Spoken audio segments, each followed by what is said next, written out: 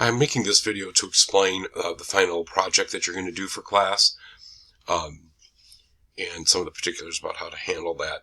Something you want to get started on pretty soon because, again, being a short class, you don't have a ton of time to do it. So, what you want to be able to, what you're going to do here is basically pick a company that has a reputation of being well managed. And as you recall from Chapter 1, that means they are both effective and efficient. And I basically provided you two lists here. One of them is from the Drucker Institute. Drucker Institute's list ranking of top managed companies is the one used by Wall Street Journal in their annual listing of well managed companies. And then Fortune also has one that explains the best companies to work for on the same kind of level, and I also included the link for that. You'll also find those links in the D2L shell under Final Project. Excuse me.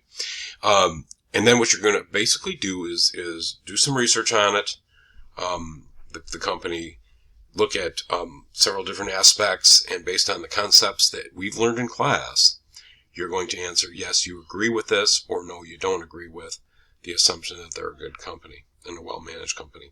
So, and then one of the other things I kind of point out on this is a pretty good drill to go through when you're doing your quote-unquote due diligence on deciding what companies you potentially want to work for.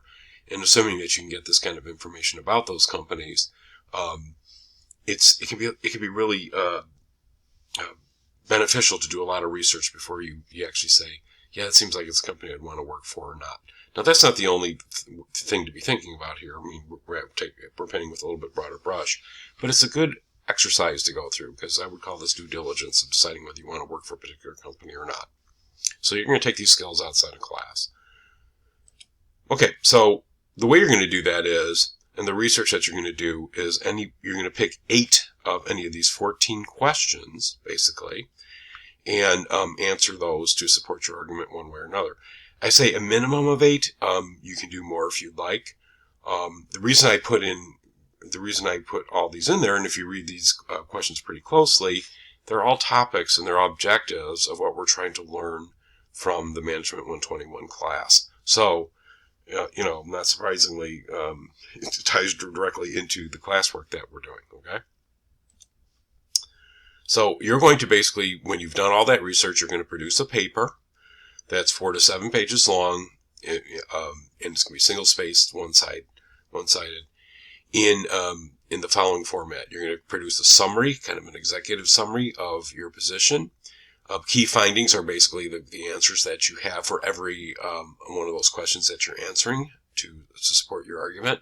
And then your conclusion is your argument, your final statement about why you argue one way or another, and define your position. You can obviously use other things if you'd like charts, images, any other content to support your position. That's fine too, but that just doesn't. Those things don't count towards the 4 to 7 pages. Okay, so I'm going to stop here just at one point, because I'm going to ask you to think seriously about something here, and I know this is true. So I want this to be a well-reasoned and well-thought-out research. Now, you may, in the end, agree that it is a good company or not, but that's an easy answer if all you've looked at, research-wise, is information the company's produced itself.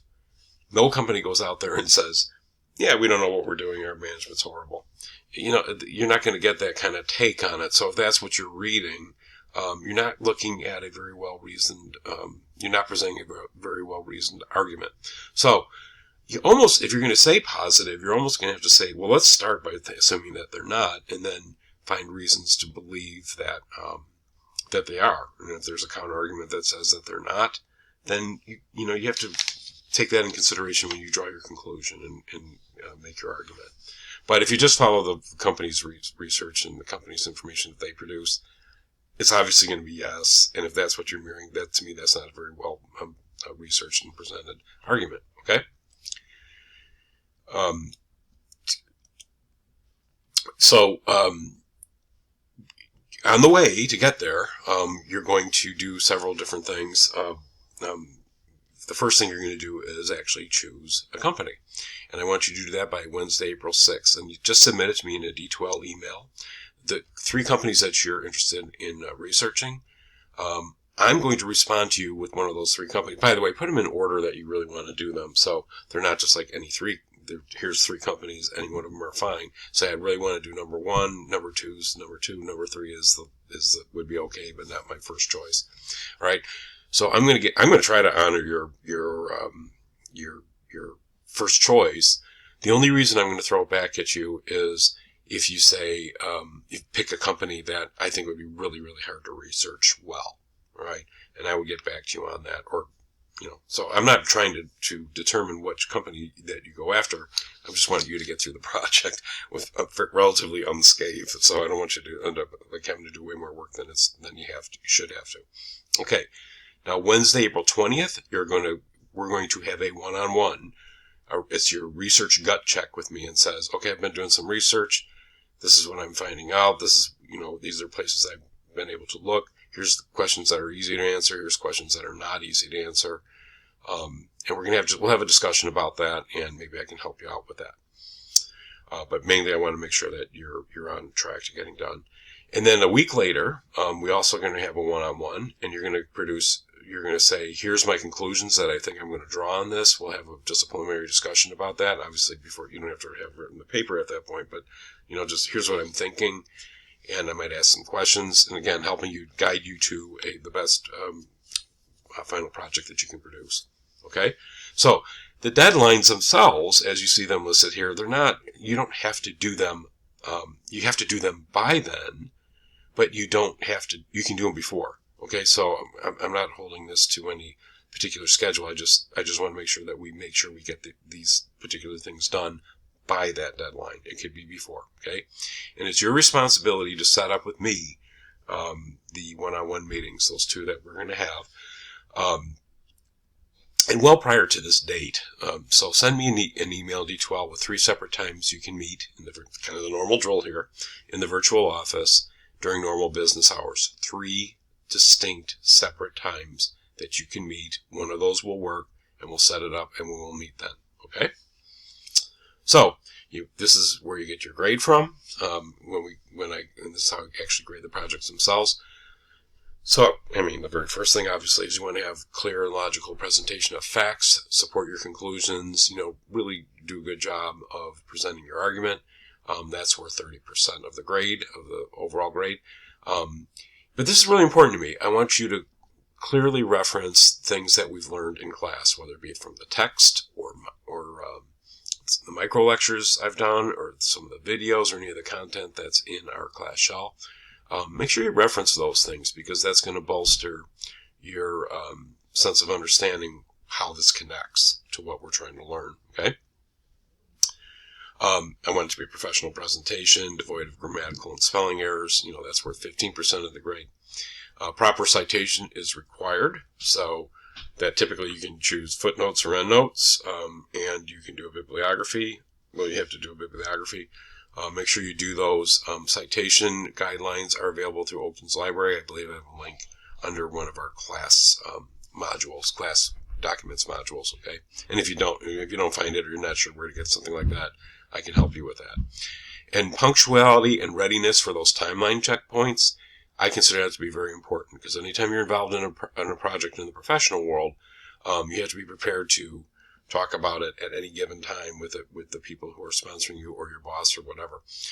You have to be prepared to do that at any time, and your readiness to have that conversation goes a long way in you managing your career.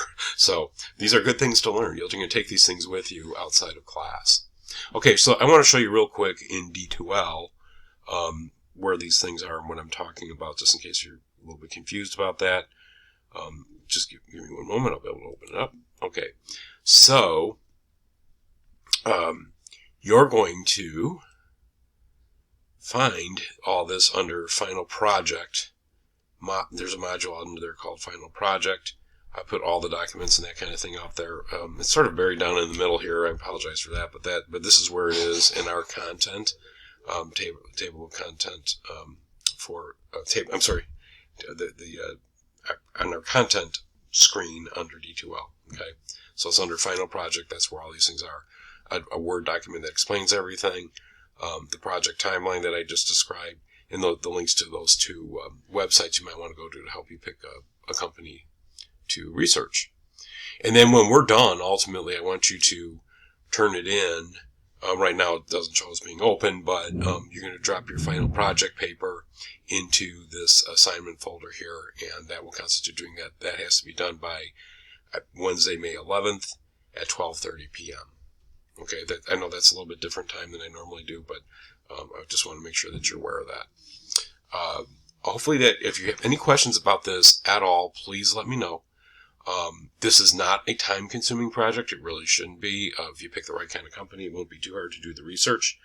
And I rarely have a student that doesn't get something out of this, learn something from it, and help bolster the objectives that we're trying to learn from the class. So don't hesitate to reach out and let me know. And that concludes this video. Thank you.